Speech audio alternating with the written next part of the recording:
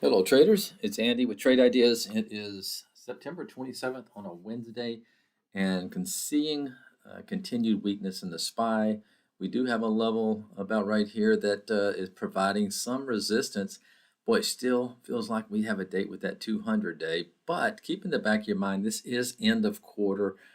You might see some window dressing coming in. What I mean by that is funds will come in, support stocks, possibly push them higher to make those quarterly statements not look so bad, at the end of the quarter. But nonetheless, let's take a look at some stocks that are showing relative strength and holding up. I do like this China stock TIGR. Like the way it's been holding up lately, and you can see a nice little wedge there forming. I got an alert if it takes out that 3-day high there in that TIGR.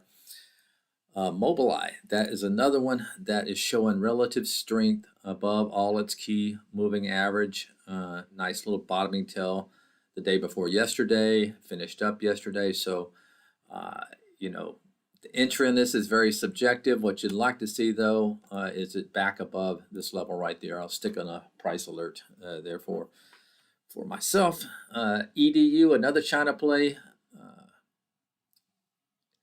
Once again, above, seeing a kind of a pretty big gap up this morning. I'm not something I want to chase. I don't like chasing in this market, but if it does pull back to these moving averages or maybe this 5-day high there, you might take a peek at it. Let's see, one more. A lot of energy stocks, guys. I'm gonna focus on rig here because it's been going, had a nice move up and spinning in kind of a channel for the last 2 months, 2+ months. If it does get above this eight, call it the 880, 885 level, could be explosive. So keep an eye on RIG.